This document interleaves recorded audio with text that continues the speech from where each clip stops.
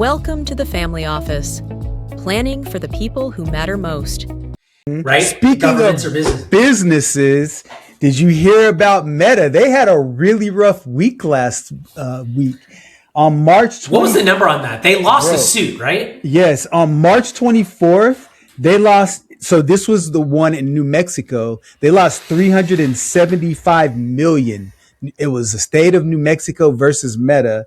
And then the following day, March 25th, Los Angeles case, there was the jury that found Meta guilty. $6 million of damages awarded to a young woman who suffered from depression and anxiety. And what she is saying is that the legal basis was based on product design, that they alleged that they built the product intentionally to be addictive.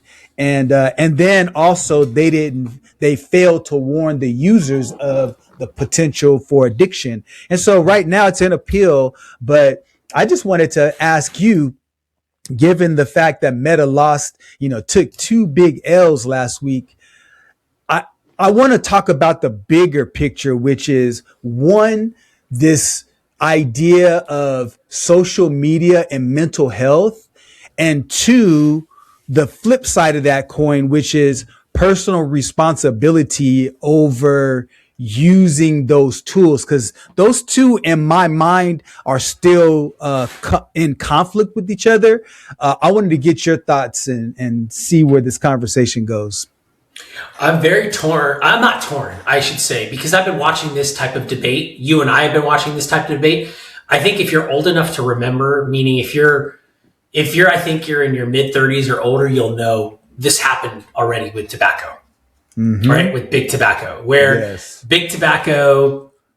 And what's funny is that the government is always in bed with these companies. The government always has its hand in this. And then the government, oddly enough, lets them do it and then disciplines them later. It's so weird. It's such a weird, and that I guess is what you're seeing. I don't know. What would you call that? Is that crony capitalism?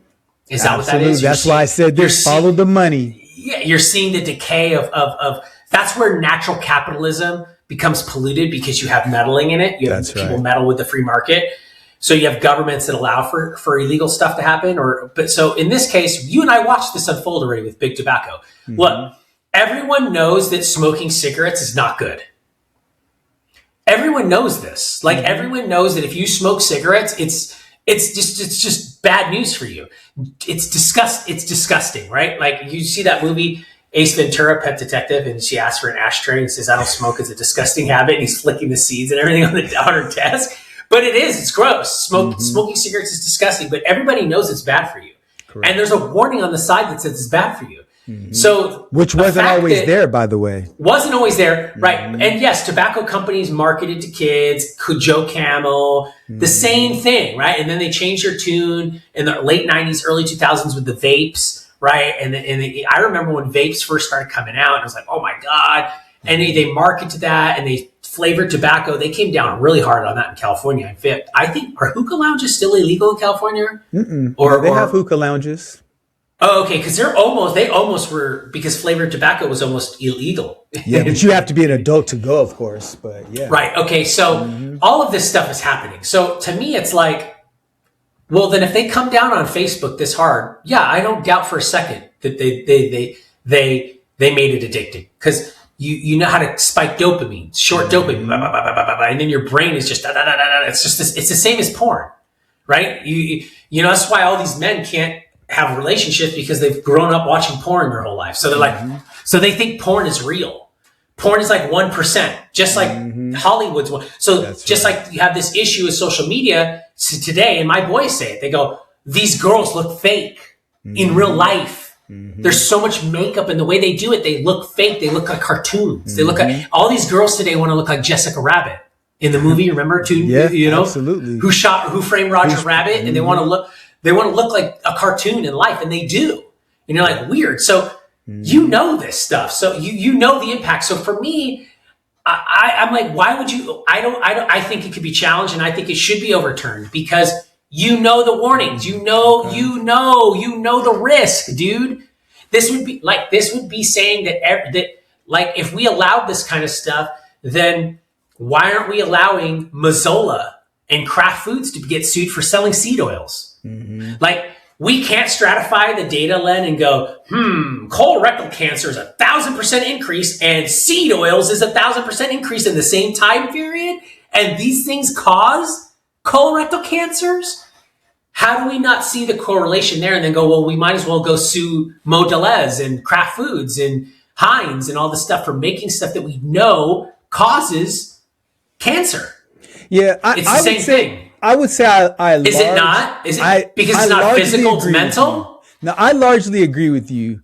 I would say the only point of departure is that in the beginning, when social media became widely distributed and something that became part of just the social zeitgeist, I don't think that people had enough information to understand the long-term effects of that type of interaction. And I think they do. I think it's easy for us to say that now because we have so much data and we have the ability to look back in hindsight. But if you look at just the development, so this is where I'm going with it. If Meta or, Facebook or whatever the social media, but let's specifically talk about Meta in this case, if they intentionally made it addictive and that can be proven, I believe they should be held accountable because of the fact that they intentionally put addictive elements of, their different variables to make people stay on their platform longer, like doing continuous scrolling and auto suggesting and things like that. I think on the one hand, if you intentionally make it where it's addictive and then there's harm as a result of that and there's no warnings, that's the problem. And so now I think moving forward, let's say, for example, as you look at, year 2026 and beyond, everybody now knows that if you overuse social media, if you're on there too long, there are addictive elements. User beware. And because of that, you shouldn't be able to go after a company because you misused the tool. So that's why I said before that I have mixed feelings about it, because I do believe, to your point, that people should exercise personal accountability. If I go to the Smith & Wesson store and I buy a gun and I shoot myself and kill myself, Smith & Wesson can't be held liable because I already knew the dangers of it. So I guess where I would say my point of departure is at when can we determine that the mass population knows enough to be able to take personal steps to hold themselves accountable, or parents hold their children accountable for the amount of consumption? Last point. With cell phones, I went back and forth with my wife because I resisted my kids getting cell phones. Like 95% of my kids' friends already had cell phones before I even let them get it, because I knew as a parent that the moment they put that thing in their hand, they have access to a world I can't control. And until you're old enough to be able to make good, informed decisions, you don't need one of these. And so I fought it for a long time. So as a general default, I'm always slow to adopt something new because I'm always wondering and concerned about what the harm could be. So that's where I stand on it. The only issue I have with it is this, and where you're saying, because I can get on board with what you're saying, but then I look at it and I go, what's the difference between that and the tabloids? Getting addicted to tabloid newspapers. Because the tabloid news, like for example, National Enquirer, we know 60% of that shit's garbage. Bat Boy found in cave, right? Yeah. All that kind of stuff. Mm-hmm. But we know it does what? Oh my God, you get addicted to it. So see, to me, the medium just changed. It went from a printed piece of paper to a digital piece of paper. And now we're interacting with each other. And let's go back even further. What's the difference between social media and society? Meaning court. You got banned. Oh, Len and Tasha are banished from court now because could you believe what Tasha wore white shoes after Labor Day? You get what I mean? Mm-hmm. So I think we've been dealing with this stuff for a long time. I just think that the medium has changed. There's nothing new under the sun, right? It's just we're consuming the same type of information. We're just consuming it faster on a device like this. So we have the same warnings. It's the same warning because here's what I can tell you is the solution. Everything starts in the home. And by the time you start having children, I'm not saying you can protect your children from everything, but by and large, you have already gone through a lot of stuff where you can go, I could get you through 80%, 70% of the pitfalls, son, daughter. Mm-hmm. The other 20, 30%, I don't know. It's going to be decisions that you make outside of me.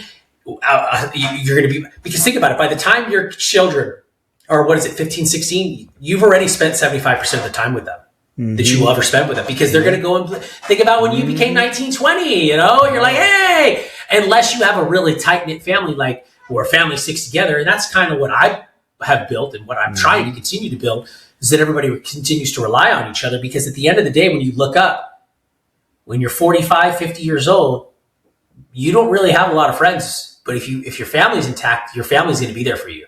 That's right. That's right. Hey, I need $25,000. No question asked. They send it. You know what I mean? That kind of stuff. Now, what do you need it for? What's going on? Where are you? You know what I'm talking about. Like, it's just say less. Cash, check, money order. How do you need it? And then a few days later, hey, bro, you okay? Everything work out? You start to find out that doesn't exist anymore. So if you are responsible in the home and you're raising your kids with responsibilities, morals, ethics, value, but most importantly, consequences, right? Consequences. Like yesterday, my 6-year-old daughter is on this kick right now where she's trying to test us with on board. And Len, I've done this rodeo before. Board. That's like crime. That's the oldest one in the book, right? Girl, you trying to pull this one on me? It's just like, we used to tell to our kids all the time, crying does nothing for me. Crying doesn't, you can cry all you want in your room. It's not, oh, poor baby. It does nothing for me. So I'm bored. You got to figure it out, mama. You got to figure it out. And then she pouted for 2 hours in her bed. And then guess what? She came back. I love you, Daddy. They get over it. You give them tough love. You want some ice cream? You want some ice cream? I love some ice cream. And all was well. She's back to normal. But see, I'm going to teach that stuff to my kids so that when they get into the real world, it's going to be very hard to manipulate them. Exactly. It's going to be very hard for a narcissist to manipulate them or someone to take advantage of them. Not saying they're impervious, but I'm inoculating my kids that way so that they don't get stuck in a trap like this. Go, oh, I got bullied on social media. Right. Absolutely. I would be shocked if my kids did because I asked them. And it's not just, hey, how's your grades? It's, hey, Len. Hey, Emery, anything make you feel weird today? What's on your mind, dude? Anything you've been thinking about for a while? It's not, you got to get a deep conversations with your children. And I think that is the easiest way to prevent meta lawsuits like this. Because I know my kids are going to try cigarettes. I know my kids are going to try pot. I know they are going to try alcohol. Well, they've already tried alcohol because at 16, I introduced, 14, 15, I introduced them to alcohol. 16, I introduced them. I say, hey, look, this stuff is nasty. Yeah. But they know it. You know what I mean? Now they're not surprised, Len, like they go, oh my God, That's what I do. I don't need someone in high school to introduce them to this stuff. I don't. They're going to know about it so they don't go, I know what that is already. Right. That curiosity factor. So that's my only pushback to that, Len, is the tabloids and court has been showing people the wrong things to do since the dawn of time. Since I just the apple in the Garden of Eden, Len. The apple in the Garden of Eden is no different than overusage of social media today. It's the same thing, baby. I hear you, and I definitely am in 100% lockstep alignment with regard to the parents' role and being accountable to make sure that we raise our kids the right way. I 100% agree with that. I also believe companies have a responsibility to make sure they warn their people. And if they fall short, then they should pay a price, because they need to be disincentivized to purposefully addict their population. But again, we have the responsibility on our end. But we shall see. And until next time, we hope that you enjoyed this conversation of two people that completely disagree with each other. I think today was a little bit more agreeable than usual, but keep coming. And I'm sure that you will agree and disagree with both of us if you stay around long enough. So make sure you like, subscribe. Until next time, Chris, it's always a pleasure having these conversations with you. See you, Lynn. All right. Conversation has given you clarity on your next steps. Please share this episode with someone who's walking the same path. Don't forget to like and subscribe so you won't miss future episodes. And remember, planning ahead isn't just prudent, it's an act of care. Thanks for joining us, and we'll see you next time on The Family Office.